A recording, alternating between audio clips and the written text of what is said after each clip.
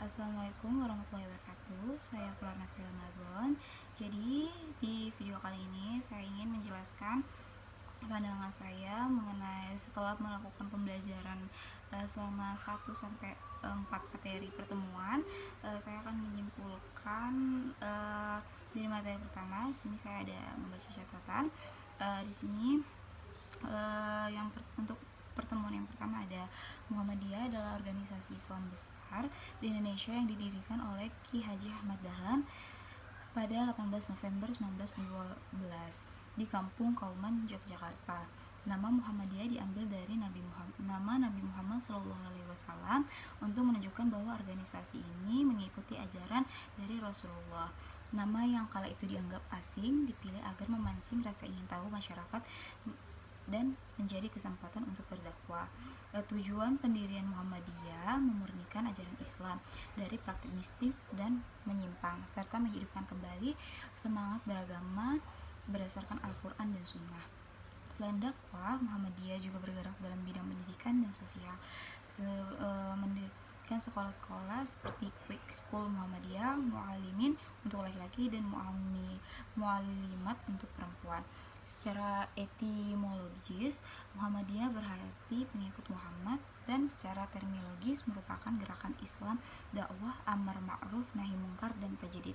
Latar belakang pendirian meliputi faktor subjektif, pendalaman Ki Haji Ahmad Dahlan terhadap Al-Quran, dan objektif praktik keagamaan yang tidak sesuai dengan ajaran Islam murni. Visi Muhammadiyah adalah menjadi gerakan Islam istiqomah dalam dakwah amar ma'ruf nahi mungkar demi terwujudnya masyarakat Islam yang sebenar-benarnya. Misi Muhammadiyah mencakup menegakkan tauhid yang murni, memahami agama dengan akal yang sejalan dengan jiwa Islam, menyebarkan ajaran Islam berdasarkan Al-Quran, mewujudkan praktik Islam dalam kehidupan sehari-hari. Pada awalnya ajaran Ki Haji Ahmad Dahlan mendapatkan penolakan, namun berkat kesabaran ajarannya diterima dan menyebar luas. Ia memimpin Muhammadiyah hingga tahun 1922. Setelah itu kepemimpinan diteruskan oleh Ki Haji Ibrahim. Sistem permusyawaratan tahunan Muhammadiyah kemudian berdin 632 sampai 661 Masehi. Periode ini adalah masa peletakan fondasi ajaran Islam secara kokoh oleh Nabi Muhammad selama 23 tahun. Berpusat di Madinah dengan Ka'bah di Mekah sebagai simbol tauhid. Setelah wafatnya Nabi, kekuatan dilanjutkan oleh para khulafaur Rasyidin Abu Bakar, Umar, Utsman, dan Ali yang menata kehidupan umat Islam bukan hanya dalam urusan agama tetapi juga dalam bidang politik, pemerintahan, dan sosial. Selanjutnya ada dinasti Umayyah 661 sampai 750 Masehi, didirikan oleh Muawiyah bin Abu Sufyan, berpusat di Damaskus. Dinasti ini menggantikan sistem pemilihan khalifah secara musyawarah menjadi sistem monarki. Perluasan wilayah mencapai Afrika Utara dan Spanyol. Pada masa ini terjadi pembangunan masjid-masjid besar seperti Masjid Umayyah dan Al-Aqsa, serta pengembangan sektor administrasi, ekonomi, dan militer. Ilmu pengetahuan, seni, musik, dan sastra perkembangan pusat-pusat seperti Kufah dan Bashrah. Lanjut yang ketiga ada dinasti Abbasiyah 750 Masehi sampai 1258 Masehi. Dinasti ini menggantikan Umayyah yang berpusat di Baghdad. Abbasiyah dikenal sebagai zaman keemasan Islam. Ilmu pengetahuan berkembang luar biasa melalui lembaga seperti Baitul Hikmah yang menerjemahkan karya-karya dari Yunani, India, dan Persia ke dalam bahasa Arab. Kemajuan terjadi di berbagai bidang kedokteran, filsafat, astronomi, matematika, sastra, dan seni. Tokoh-tokoh besar seperti Al-Kindi, Al-Farabi, dan Ibnu Sina lahir dari periode ini.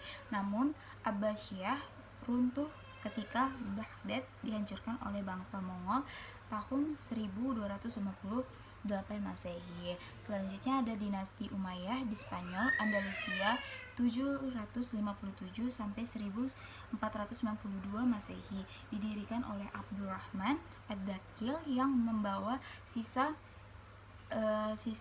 kekuatan Umayyah ke Andalusia. Peradaban berkembang pesat dengan pendirinya bangunan-bangunan megah seperti Masjid Cordoba dan Istana Alhambra. Umat Islam memperkenalkan ilmu matematika, astronomi, dan kedokteran ke Eropa, serta angka-angka yang sekarang dikenal sebagai angka Arab. Andalusia menjadi pusat kebudayaan dan pendidikan, bahkan menginspirasi Eropa yang saat itu masih dalam masa kegelapan. Baik, selanjutnya ada dinasti Fatimiyah 909 sampai 1971 Masehi.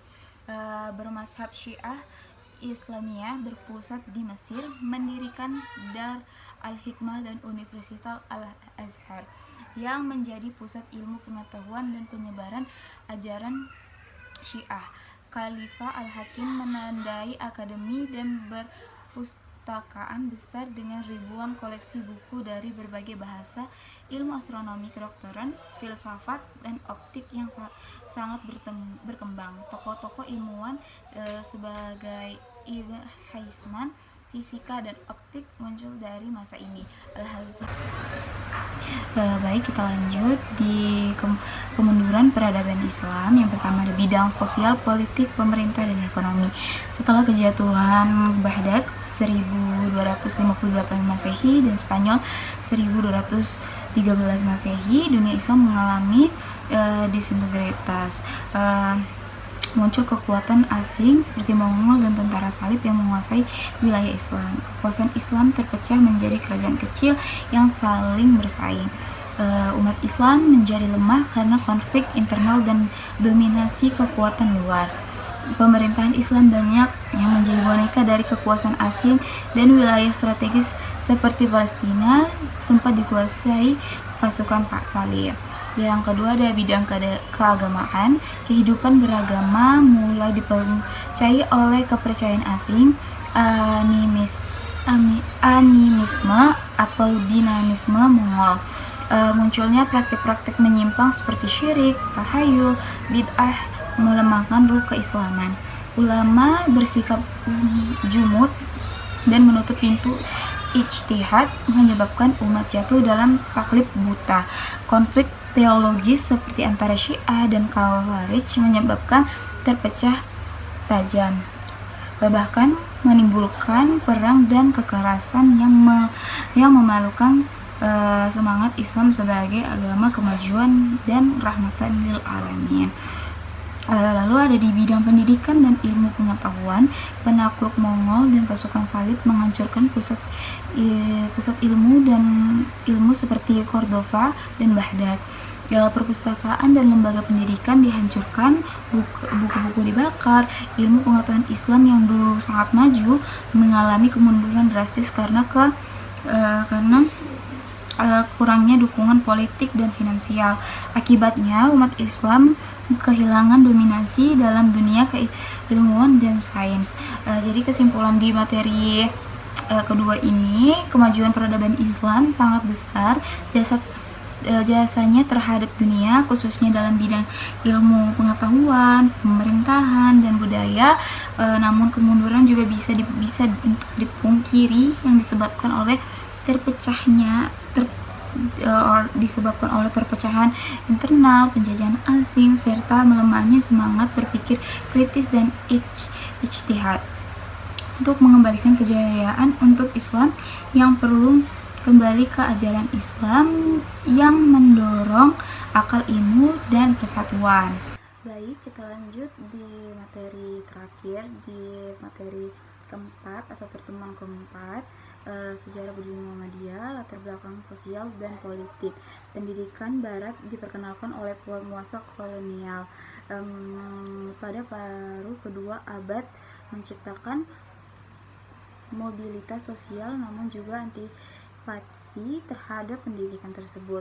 Perluasan agama Kristen berdasarkan dengan kekuasaan kolonial mengaburkan identitas sosial keagamaan masyarakat pribumi yang telah berpengaruh oleh Islam. Struktur masyarakat kolonial membedakan penduduk berdasarkan suku, bangsa, dengan penduduk pribumi berada di posisi yang terendah. Perkembangan ekonomi dan sosial. Proses urbanisasi cepat terjadi akibat perkembangan ekonomi, politik, dan sosial menarik banyak penduduk dari desa ke kota. Meskipun ada perkembangan ekonomi, kondisi hidup sebagian besar penduduk tetap rendah dan persaingan semakin ketat. Pendidikan dan antipati terhadap pendidikan Barat. Kebijakan politik etis memberikan kesempatan pendidikan yang lebih luas bagi penduduk pribumi, namun tetap terbatas, lebih menguntungkan elit. Kelompok Islam cenderung mengirimkan anak-anak ke pesantren, menunjukkan sikap antipati terhadap pendidikan Barat. Krisis dalam dunia Islam pada akhir abad dan awal abad ditandai oleh usaha melawan dominasi Barat dan krisis internal dalam pemecahan ajaran Islam. Muncul tokoh-tokoh reformasi seperti Jamaluddin Al-Afghani dan Muhammad Abduh yang berusaha memurnikan ajaran Islam. Pendiri Muhammadiyah.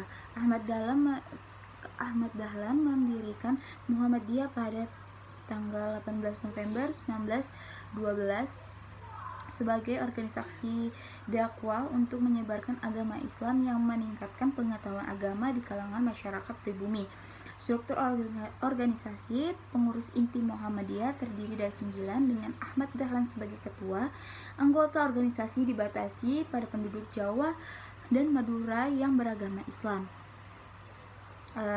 Selanjutnya ada faktor subjektif dipengaruhi oleh Ki Haji Ahmad Dahlan yang melakukan kajian mendalam terhadap Al-Quran, khususnya surah Ali Imran ayat 104. Muncul dari pergumulan pribadi dalam menghadapi tantangan hidup umat Islam dan masyarakat Indonesia. Faktor pendorong lahirnya Muhammadiyah. Yang pertama ada kelemahan dalam memegang tuntunan agama. Umat Islam tidak mematuhi ajaran Al-Quran dan Sunnah, bisa menyebabkan syirik, bid'ah, dan khurafat. Agama Islam kehilangan kemurniannya dan tidak dihormati dalam masyarakat. Kurangnya persatuan di antara umat Islam, tidak adanya ukhuwah Islamiyah dan organisasi yang kuat. Kegagalan lembaga pendidikan Islam.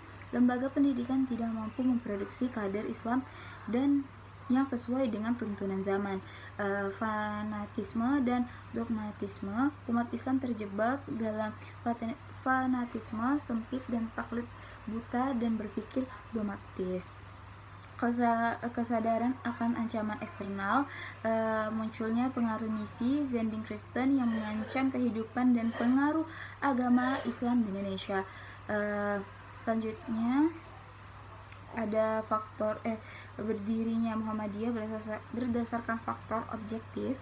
Keinginan Ki Haji Ahmad Dahlan mendirikan organisasi untuk memperjuangkan dakwah dan berlandaskan Al-Quran. Ketidakmurnian ajaran Islam. Adaptasi ajaran Islam dengan tradisi lokal yang mengandung animisme dan dinamisme. Keterbelakangan umat Islam dalam pendidikan dan kehidupan yang mengakibatkan kemiskinan dan kebodohan. Kristenisasi. Dampak imperialisme Eropa yang memperluas pengaruh Kristen di Indonesia bersama dengan modernisasi. Lalu ada faktor internalnya. Sikap beragama umumnya sebelum rasional masih terpengaruh oleh syirik, taklid, dan bid'ah, terutama di lingkungan keraton. Proses islamisasi dipengaruhi oleh tasawuf, tarekat, dan mazhab fikih dengan peranan parenting. Di sini ada terakhir ada pemikiran Ki Haji Dahlan tentang Islam dan umatnya. Yang pertama, mendirikan organisasi sebagai wadah perjuangan berdasarkan Quran Surah Ali Imran ayat 104. Pentingnya kolektivitas dalam mewujudkan gerakan gagasan. Yang satu adalah memperbaiki arah kiblat, aksi sosial dalam Islam, pemahaman Al-Quran dan hadis, kebenaran Al-Quran dan ilmu pengetahuan, rekonstruksi etos kerja dan metodologi, dan yang terakhir adalah kembali ke sumber ajaran Islam, mengembalikan ajaran Islam pada sumbernya yang murni dan memahami melalui ijtihad untuk diterapkan dalam kehidupan sehari-hari. Sekian dari video saya, kurang lebihnya mohon maaf. Assalamualaikum warahmatullahi wabarakatuh.